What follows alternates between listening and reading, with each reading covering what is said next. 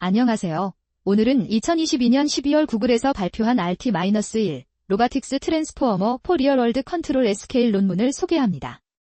저자는 앤서니 브로한, 노어 브라운을 비롯한 구글 로보틱스 팀입니다. 이 논문은 제목에서 느껴지듯이 대규모 데이터와 트랜스포머 아키텍처를 실제 로봇 제어에 적용한 연구입니다. 뇌피나 비전 분야에서는 이미 익숙한 접근인데 로보틱스에서는 왜 이게 어려웠는지부터 짚어봐야 할 것 같습니다. 맞습니다. 먼저 문제 정의부터 시작하겠습니다. 기존 로봇 학습 연구들은 대부분 특정 태스크에 특화된 소규모 데이터셋과 좁은 범위의 정책 모델을 사용해왔습니다. 이 방식으로는 새로운 태스크나 환경에 대한 일반화가 거의 불가능합니다. 비전이나 언어 모델이 대규모 데이터로 사전학습 후 다양한 다운스트림 태스크에 제로샷 혹은 퓨샷으로 적응하는 것과 대조적이죠. 로보틱스에서는 실세계 데이터 수집 자체가 비용이 크고 느리기 때문에 그런 패러다임이 자리 잡지 못했습니다. 또한 로봇 데이터는 본질적으로 고차원이고 시간적 의존성이 강합니다. 단순한 이미지 분류나 텍스트 생성과 달리 로봇은 연속된 시간 스텝에 걸쳐 물리적 행동을 출력해야 하기 때문에 모델이 훨씬 복잡한 시퀀스 의존성을 처리해야 합니다. 그리고 기존 비헤이비어 클로닝 기반 방법들은 모델 용량이 작거나 단일 태스크에만 학습되어 있어서 학습 데이터 분포에서 조금만 벗어나도 성능이 급격히 떨어지는 컴파운딩 에러 문제가 있었습니다. 이 논문이 주장하는 핵심은 두 가지입니다. 충분히 크고 다양한 로봇 데이터셋과 그것을 흡수할 수 있는 고용량 아키텍처가 결합될 때 로보틱스에서도 일반화 능력이 나타난다는 것입니다. 그 아키텍처가 바로 RT-1입니다. 자, 그럼 RT-1의 구조를 자세히 들여다보겠습니다. 입력부터 보면 이 모델은 세 가지를 받습니다. 현재 카메라 이미지, 과거 이미지 시퀀스, 그리고 자연어 명령어입니다. 예를 들어 핑 업 더 애플 앤드 플레이스 이트 인 더 볼 같은 인스트럭션이죠. 이미지 처리는 어피션트네트 비스리을 100번으로 사용합니다. 각 프레임에서 시각적 특징을 추출하는데 단순히 현재 프레임만 보는 게 아니라 최근 6개의 프레임을 히스토리로 함께 입력합니다. 이를 통해 모델이 물체의 움직임이나 로봇 팔의 궤적 같은 시간적 정보를 파악할 수 있습니다. 언어 명령어 처리에는 유니버설 센턴스 인코더를 사용해서 인스트럭션을 고정 길이 임베딩으로 변환합니다. 이 텍스트 임베딩은 이미지 특징과 결합되어 필름 컨디셔닝, 즉 피처와이즈 리니어 마절레이션을 통해 시각 특징의 언어 컨텍스트를 주입합니다. 필름 컨디셔닝이 중요한 이유는 단순히 텍스트와 이미지를 컨캐터네이트하는 것보다 훨씬 효과적으로 두 모달리티를 융합할 수 있기 때문입니다. 언어 임베딩이 시각 특징의 각 채널을 스케일하고 시프트하는 방식으로 작동해서 어떤 물체에 주목해야 하는지를 동적으로 조절합니다. 이렇게 필름 컨디셔닝을 거친 시각 언어, 융합 특징은 토컬러너 모듈로 들어갑니다. 토컬러너는 고해상도 특징 맵에서 중요한 정보를 담은 소수의 토큰으로 압축하는 역할을 합니다. 원래 이미지에서 추출된 수백 개의 스페이셜 특징을 불과 8개의 토큰으로 줄입니다.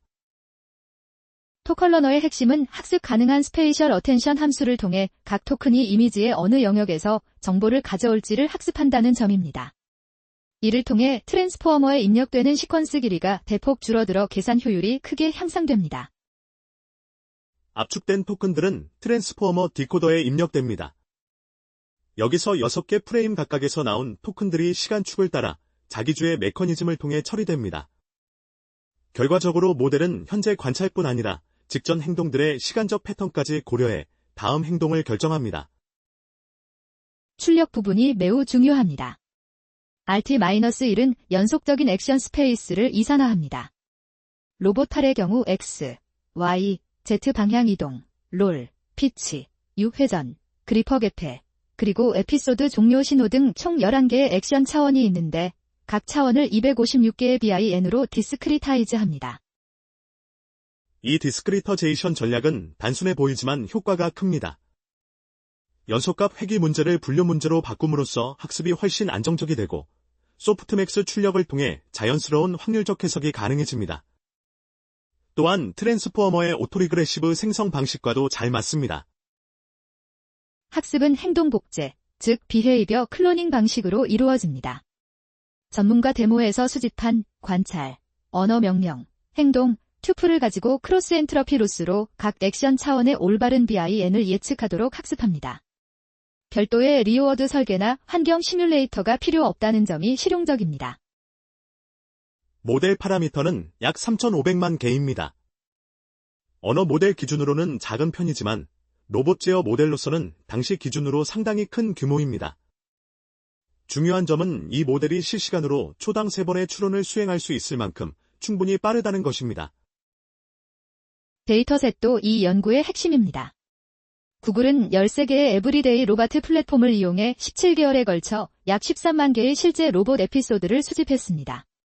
700가지 이상의 서로 다른 태스크를 포함하고 주방 환경에서 물체를 집고, 열고, 닫고, 배치하는 등 다양한 조작 태스크들입니다. 이 데이터셋의 특징은 태스크 다양성이 매우 높다는 점입니다. 단순히 같은 태스크를 반복 수집한 게 아니라 새로운 물체, 새로운 위치, 새로운 명령 표현까지 포함해서 모델이 진정한 의미의 일반화를 학습하도록 설계되었습니다. 또한 언어 어노테이션도 중요한 역할을 합니다. 각 에피소드에 자연어 인스트럭션을 달아서 모델이 언어로 표현된 목표와 실제 행동 간의 매핑을 학습할 수 있게 했습니다. 이를 통해 추론 시 새로운 언어 표현의 명령에도 대응할 수 있습니다.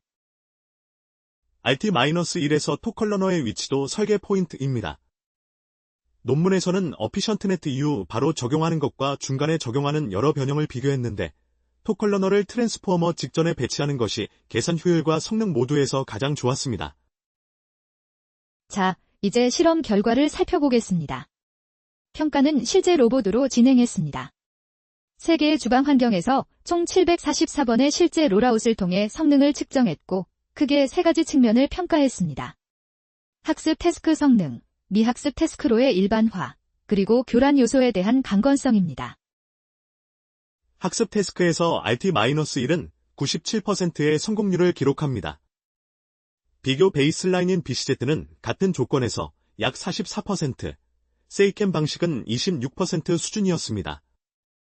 실질적으로 2배 이상의 성능 차이가 납니다. 미학습 물체나 배경에 대한 일반화 실험에서도 RT-1은 76%의 성공률을 유지했습니다. 반면 BCZ는 35%, 세이켄은 22%로 크게 떨어졌습니다. 이 결과가 이 논문에서 가장 중요하게 봐야 할 부분입니다. 단순히 학습 데이터를 외운 게 아니라는 증거죠. 교란 실험도 흥미롭습니다. 로봇팔 근처에 사람이 물건을 놓거나 배경 물체를 바꾸는 상황에서 RT-1은 83%를 유지했습니다. 교란의 강한 이유 중 하나는 히스토리 프레임과 토컬러너가 태스크와 무관한 변화에 덜 민감하게 만들어준다고 볼 수 있습니다. 에블레이션 스터디 결과도 주목할 만합니다. 먼저 데이터 크기 실험입니다. 전체 13만 개 에피소드에서 데이터를 10%, 30%, 50%, 100%로 늘려가며 학습했을 때 데이터가 늘수록 성능이 꾸준히 향상되었습니다. 특히 100% 데이터에서만 일반화 태스크에서 큰 도약이 나타났습니다. 이 스케일링 곡선이 중요한 시사점을 줍니다.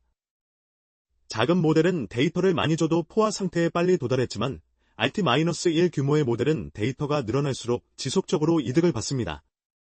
이는 모델 용량과 데이터 규모가 함께 커야 한다는 스케일링 로의 로보틱스 버전입니다. 토컬러너의 유무에 따른 에블레이션도 있습니다. 토컬러너를 제거하면 성능이 약 10%가량 하락하고 추론 속도도 느려집니다. 토큰 수를 8개에서 16개, 32개로 늘리면 약간의 성능 향상이 있지만 속도가 감소합니다. 8개 토큰이 속도와 성능의 균형점입니다. 언어 컨디셔닝 방식 비교도 있었습니다. 필름 컨디셔닝 대신 단순히 텍스트 토큰을 트랜스포머 입력에 칸캐터네이트 쓸 때 성능이 유의미하게 낮았습니다. 이는 필름이 시각 언어 융합에서 실제로 효과적임을 보여줍니다. 히스토리 프레임 수에 대한 에블레이션도 있습니다. 현재 프레임만 쓰는 경우와 3, 6, 9개 프레임 히스토리를 비교했는데 6개가 성능과 계산 비용 면에서 가장 좋았습니다.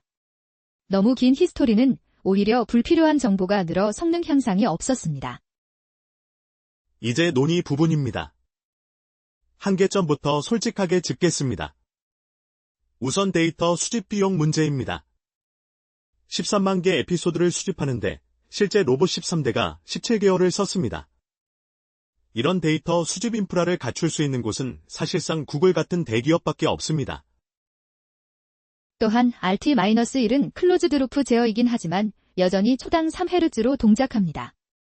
빠른 다이나믹스가 필요한 태스크, 예를 들어 빠르게 움직이는 물체를 캐치하거나 정밀한 삽입 작업 같은 경우에는 이 주기가 너무 느릴 수 있습니다. 일반화의 범위도 한계가 있습니다. 이 논문의 실험은 주방이라는 비교적 통제된 환경에서 이루어졌고, 태스크도 주로 집기, 놓기, 열기, 닫기 등 구조화된 조작 태스크입니다.